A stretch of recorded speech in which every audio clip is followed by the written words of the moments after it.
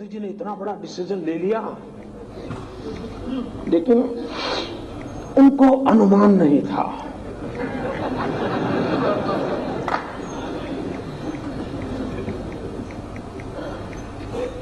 ये बात सही है कि बहुत सी चीजों का मैंने अनुमान किया था, लेकिन एक चीज का अनुमान करने में विफल हो गया। मैं नहीं कर पाया। अब वो मेरा देश, मेरे संस्कार था, क्या था मुझे मालूम नहीं, लेकिन मैं नहीं कर पाया। मैंने जब इस पूरा काम के लिए दिमाग खपा रहा था, योजना बना रहा था, कभी सोचा नहीं था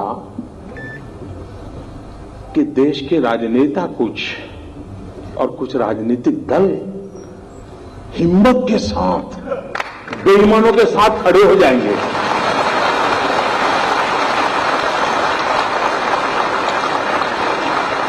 ये मैंने हिसाब नहीं लगाया था जी। मैंने सोचा ही नहीं था कि संभव है। और आपको मालूम है, अब मैं सोच रहा हूं ये सब कैसे हो रहा है जी। पाकिस्तान घुसपैठियों को हिंदुस्तान में भेजना हो तो क्या करता है, वो सीमा पर फायरिंग शुरू कर देता है, तो फिर हमारी फौज भी बिजी हो जाती है उसके साथ, तो इधर उधर चलती रहती है आमने सामने, और लपक करके वो घुस जाते हैं।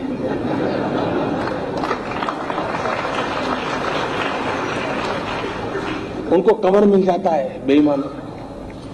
इन दिनों संसद में आपने देखा होगा, तू मैं तू मैं।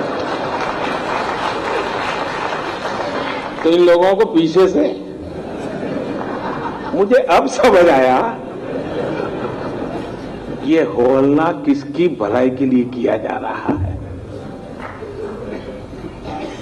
पुराने जमाने में देखा होगा आपने, मेले होते मेले, उसमें पिक पॉकेटर आते हैं, तो उनको लगता है ये सबसे बढ़िया जगह है, एक दिन में ज्यादा बिक्री कमाई हो सकती है, जेब कतरे आ जाते हैं।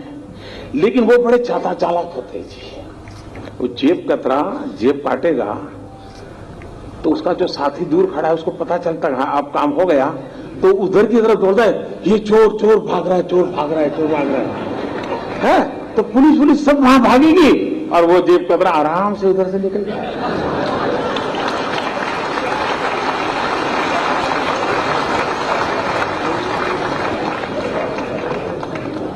बेईमानों को बचाने के लिए, बेईमानों को रास्ता दिखाने के लिए न जाने कैसी कैसी तरकीब अपनाई जा रही है जी।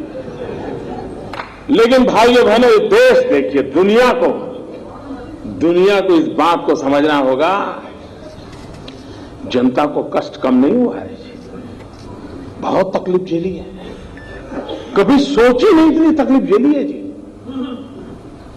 उसके बावजूद भी ईमानदारी के रास्ते पर देश चलता है, तो कष्ट झेलने के लिए तैयार हो रहा है। 6-6, 8-8 घंटे कतार में खड़ा रहता है ये।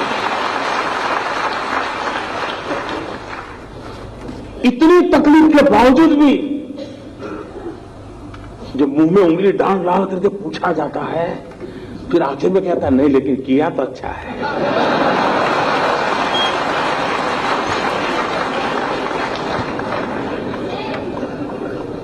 साहब,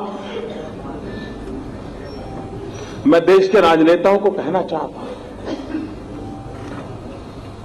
कि हम 125 करोड़ देशवासियों की ताकत पर भरोसा करें।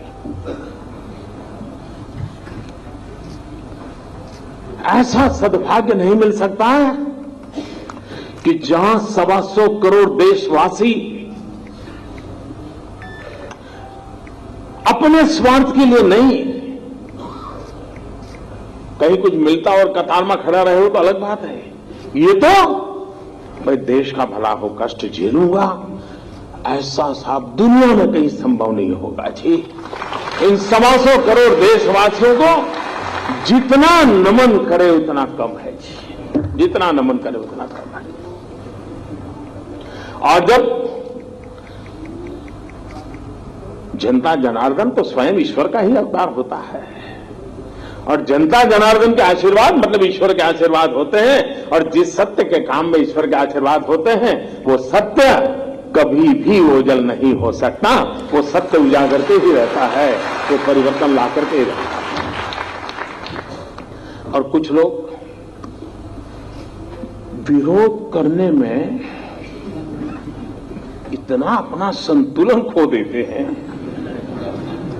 मैं तो हैरान हो जाता हूं। इन दिनों अब इस पर तो बोल नहीं पाते, कह नहीं सकते कि काला धन नहीं है, कह नहीं सकते कि भ्रष्टाचार नहीं है, ये भी नहीं कह सकते कि जाना नहीं चाहिए, तो लेकिन कुछ तो बोलना है, तो क्या बोले। लेकिन बोलने में ऐसी गड़बड़ करते हैं, ऐसी गड़बड़ करते हैं जी। अब बताइए, हमारे पूर्व प्रधानमंत्री, जब मैं कह रहा हूं ना कि भाई समय की मांग है, बदलाव आना चाहिए। अब एक जमाना था, चांदी का रुपया होता था, वही करेंसी में चलता था। वक्त बदलते बदलते कागज का आ गया। चल रहा है कि नहीं चल रहा है? अब वक्त बदल रहा है तो टेक्नोलॉजी से ऑनलाइन बैंकिंग हो रहा है, आपके मोबाइल फोन में ही आपकी बैंक है। तो मैं जब कह रहा हूं कि भाई अब बिना जेब में नोटों के थप्पे भरे बिना भी काम हो सकता है, तो भारत के भूतपूर्व प्रधानमंत्री डॉक्टर मनमोहन सिंह जी, और लोगों को लगता है कि मनमोहन सिंह जी वित्त मंत्री थे, फाइनेंस हमारे देश के प्रधानमंत्री थे, लेकिन बहुत कम लोगों को मालूम है कि 1970-72 से वो देश की अर्थव्यवस्था की कोर टीम में हमेशा रहे हैं। इतने लंबे सर तक और इतने साफ कुशलता, देखो कोई दाग उन पर नहीं लगता है, होता सब है।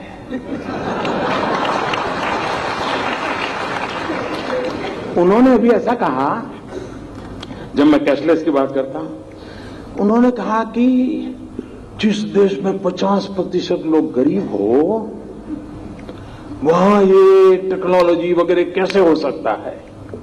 अब मुझे बताओ भाई, ये वो अपना रिपोर्ट कार्ड दे रहे हैं कि मेरा दे रहे हैं?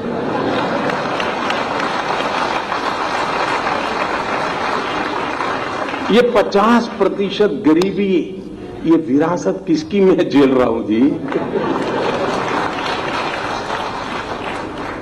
मनमोहन सिंह जी, आप विरोध करे कोई बात नहीं, आप पूर्व प्रधानमंत्री हैं, हम गंभीरता से लेते हैं आपकी बात को, लेकिन आप अपना रिपोर्ट कार्ड दे रहे हैं, ये मुझे खुशी हो रही है। उनके एक दूसरे महानुभाव जो देश के वित्त मंत्री रहे, वो लेख भी लिखते हैं, सुमन चिदम्बरम जी, उन्होंने कहा कि हमारे देश में 50% गांवों में अभी भी बिजली नहीं है, तो कैशलेस कैसे करोगे? अब बताइए साहब, कहीं पर बिजली थी किसी गांव में, मैंने आकर के खंभा उखाड़ दिएगा।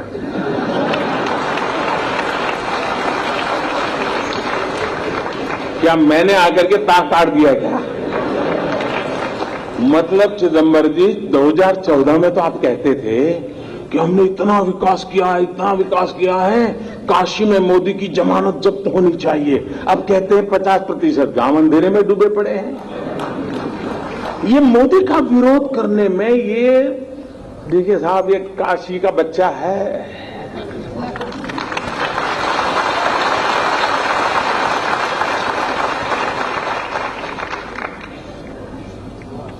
काशी की जनता ने मुझे पाला, पोषा, और इसलिए इस पवित्र धरती के आशीर्वाद है कि इधर से हो उधर से हो, तुमसे सच निकलवा के ही रहेगा।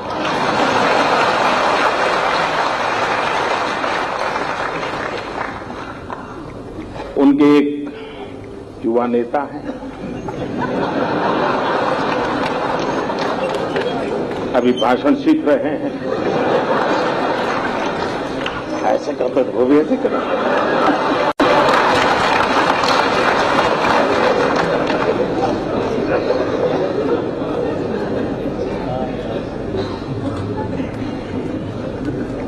जब से उन्होंने बोलना सीखा है और बोलना शुरू किया है, मेरी खुशी का कोई पार नहीं है।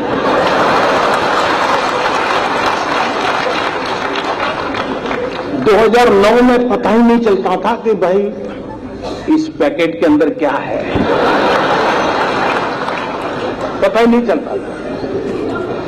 अब पता चल रहा है कि भाई ये है, ये नहीं है। न बोलते तो बड़ा भूकंप आ जाता था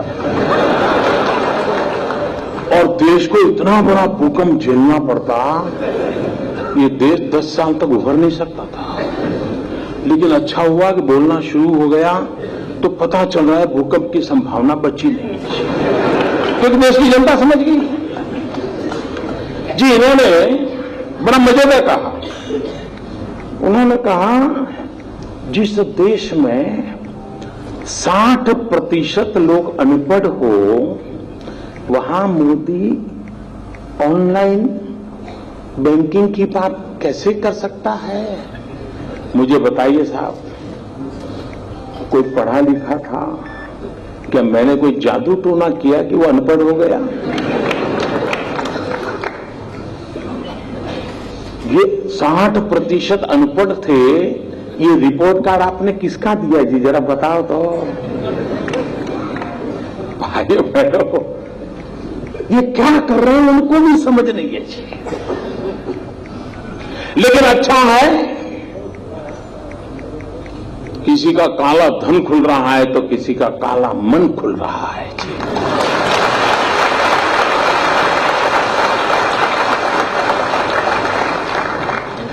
लेकिन देश साफ सुथरा होकर के, स्वच्छ होकर के,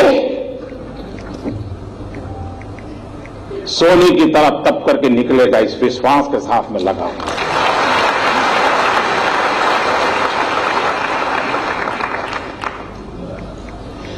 मैं यूनिवर्सिटी के कैंपस में आया हूं, पढ़े लिखे लोग हैं, मेरा आपसे आग्रह है,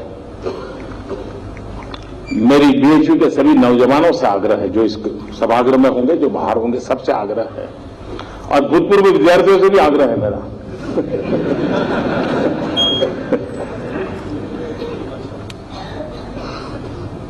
काला धन, भ्रष्टाचार की सफाई तो हो, लेकिन फिर से पनपे नहीं, इसकी भी व्यवस्था होनी चाहिए।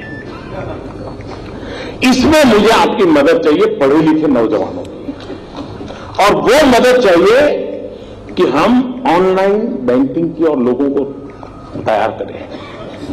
अब चाय मोबाइल फोन से भी पेमेंट देकर के पिया जा सकता है, चाय मोबाइल फोन से पेमेंट लेकर के बेचा जा सकता है, हर चीज संभव है।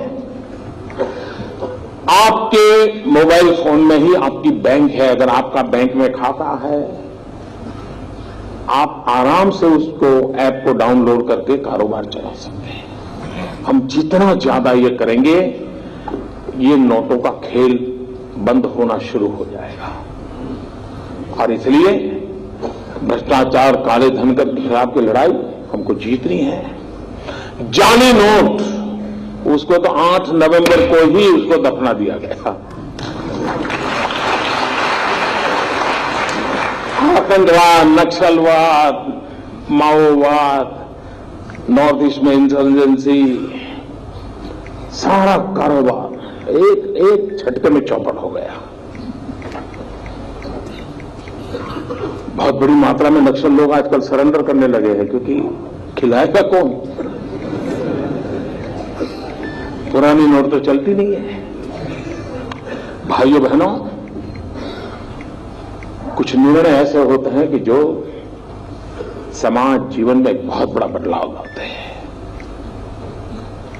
और कुछ लोगों को विरोध करना है। आप हैरान होंगे साहब, देश की सेना के जवान मौत को मुट्ठी में लेकर के पाकिस्तान में जाते हैं, आतंकवादियों से भिड़ते हैं, उनका खात्मा बुला करके वापिस आते हैं, जिंदा लौट करके आते हैं। कुछ लोगों को उसकी भी परेशानी हो गई कि सर्जिकल स्ट्राइक हुआ था कि नहीं हुआ था, बता।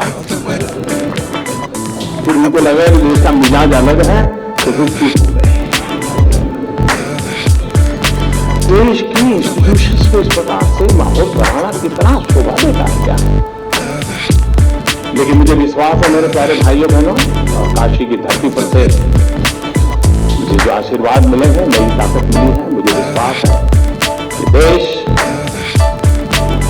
जिन इरादों को लेकर के हमारा साथ दे रहा है, उन इरादों को पूरा करने में हम कोई कसर नहीं छोड़ेंगे। बहुत बहुत धन्यवाद।